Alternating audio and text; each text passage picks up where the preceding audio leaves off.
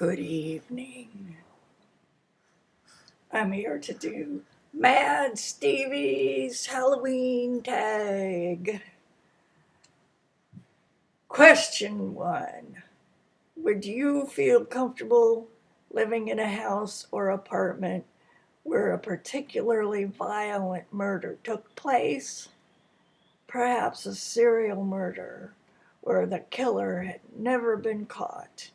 Would you feel comfortable living in a house that had once been owned by a serial killer, where some of his victims had been buried? The floorboards beneath the carpeting stained with blood. Hell no! You think I'm insane? I would not live there, but I would go ghost hunting there. Oh yeah, I would probably spend the night there, but I would not live there. Question 2. Would you ever take a job working in a mortuary or funeral home?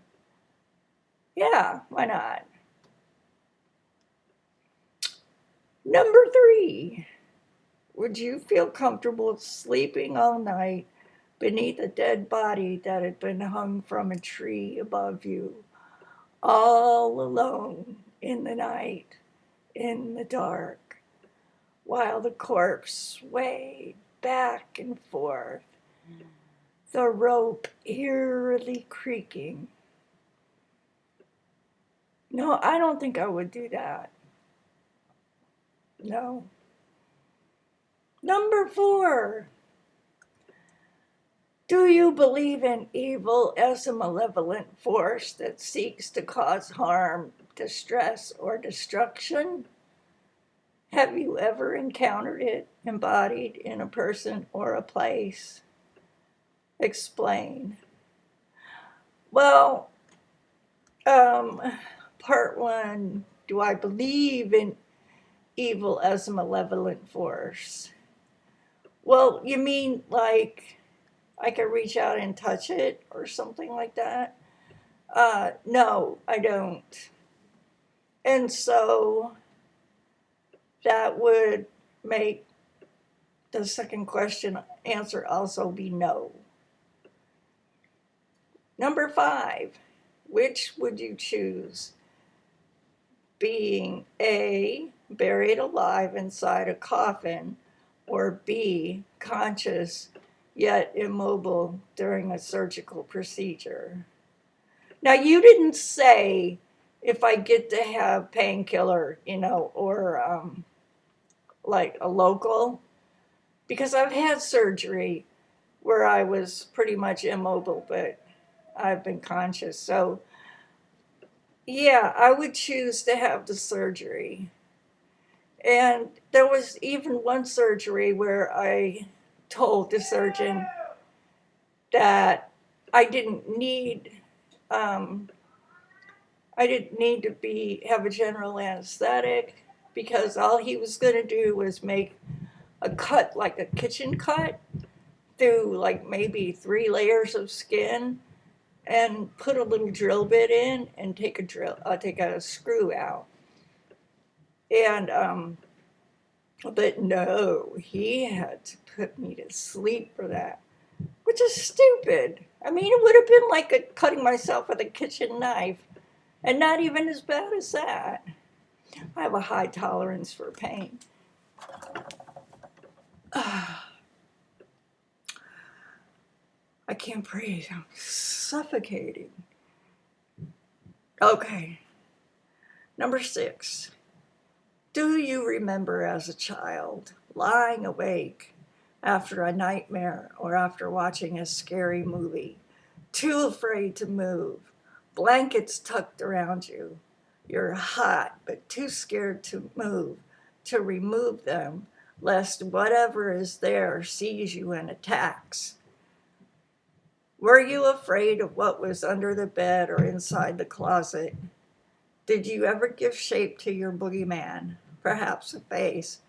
What did it look like? Well, hell yeah, I was a kid, wasn't I? I'm not too scared Sorry, I'm suffocating and my arms are falling asleep. Okay, yes, I've been surrounded by blankets, all sorts of children, pets, everything, watching a scary movie and still been scared shitless.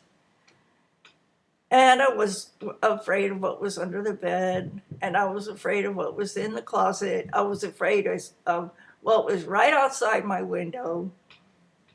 Um, in college, I had good reason because I lived in a dorm and I had a room in the basement, and the window well was pretty deep. Um, so I had big windows. And one night it was raining pretty hard, and I was dead asleep. And all of a sudden I hear a thump, and the window slowly opened. And a man jumped down inside my room, right next to my bed, right next to my head. And he stood there over me, just looking at me. And I don't even know if my heart was beating 10, 15,000 miles a minute or if it just stopped beating completely. Cold sweat, the whole thing, I could not move. I could not breathe. And I guess after he was satisfied, I wasn't going to sit up or, he wasn't going to have to hit me or anything. He turned around and walked out of my room. And I had piano jury the next day, which is like the final, and you have to play your big long piano piece the last 5 minutes in front of the whole music staff. And yeah, I went to it and I played, but I couldn't sleep. So I was very tired. Now let's see, where was I? But that's a true story. I guess that was my boogeyman, huh? That was my boogeyman. Oh, yeah, because later on, when I was at home, I also had a room in the basement with a very shallow window well, and the same thing happened. A man jumped down in there and came in through my window. And it turned out that this guy was a kid who was trying to get into the house to see my sister to get her to come outside and play in the middle of the night. Okay, anyway. Number 7, would it bother you more to be disremembered after death for something reprehensible to your value system, or to be entirely forgotten, perhaps even buried under the wrong name? Well, it would bother me more if everybody misremembered me after death for something reprehensible in my value system or whatever.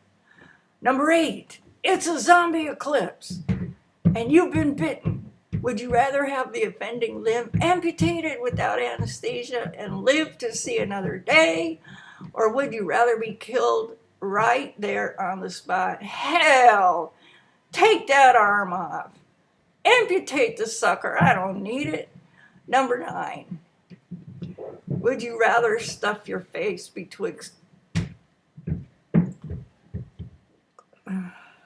Robbie's sweaty buttocks or extract and consume one of your own kidneys? That's it. I gotta go. I can't answer that question. I'm